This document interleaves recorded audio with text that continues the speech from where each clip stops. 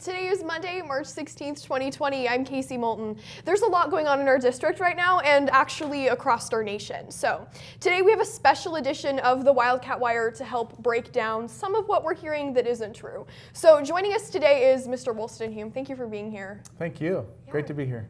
So we have a lot to talk about, obviously.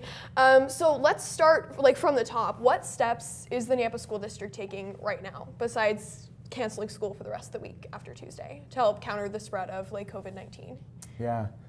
Honestly, there are so many steps going on right now. The main ones are attempting to close down Wednesday and there forward. And the reason for that is to give teachers time to get ready in case we don't come back from spring break.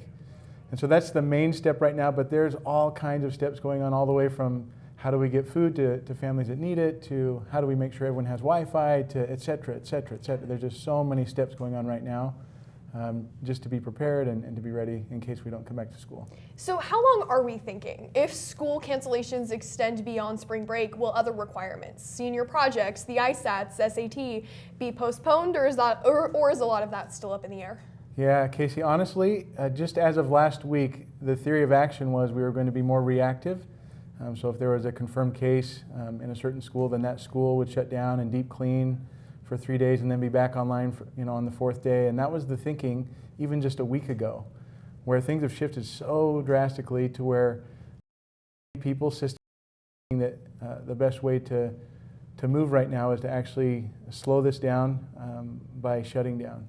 Or just changing behaviors, all the way from social distancing to us not being in schools where we're gathered and around each other a lot. And so that thinking may prevail over time. And if it's that way, then I can see us out of school for quite a long time.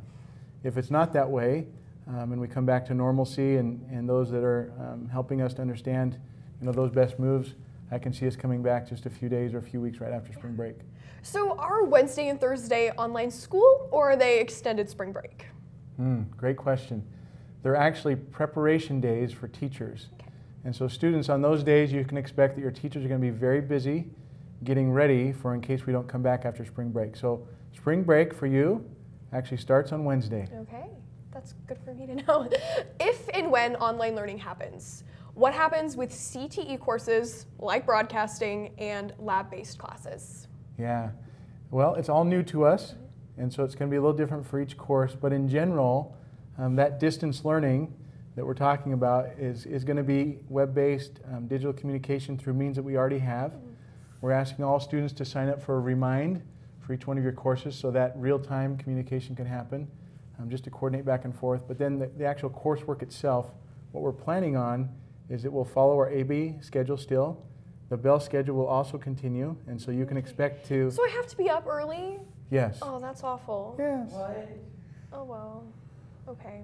So what steps is the school taking to help kids who don't necessarily have internet at home? Yeah, there's all kinds of things going on right now, all the way from possible vehicles with hotspots in neighborhoods throughout the city. That's possible. We're also using the storehouse of Wi-Fi hotspots that we have, getting those to students and families as well. Yeah, so say one of those systems goes down. Do we still have tech support options on the table? Like if our laptops just go, where do we go? Yes, thank you. So our tech department, and then those who have different positions right now that can be repurposed, we'll actually have a hotline. Your first move is just like we've always been doing. Help desk via email is your quickest route, but then we'll also have a published number that you can call into and talk to somebody and get tech support. So I'm in a lot of AP classes. I know May is a long way out, but what are we thinking for exams, sports, graduations, other state tournaments, finals, or is all that still too early to call? It's too early, to be honest with you, but all those systems are communicating right now. College Board has been communicating possible flexibility in days on testing, things that can be done off-site, regardless of where you're at in the nation. Those things probably will still happen, but those things that need to be proctored, those games that need to be officiated, proms that need to be staffed, graduations that need to be organized, all those things yet to be determined. So something that's scheduled to happen directly the week after we come back from spring break is the Senior Projects Expo. Is that something else that would be pushed back? Yeah, But it's something we can still count on happening. Yes, and so the best word to say is postpone. Most things aren't going to be canceled. We'll just be postponing them to dates that we feel are going to be dates that we can do them. When we talk about postponement, does that mean some school activities could happen later than we're used to? Seniors could be in school a week later? Is that what it's looking like right now?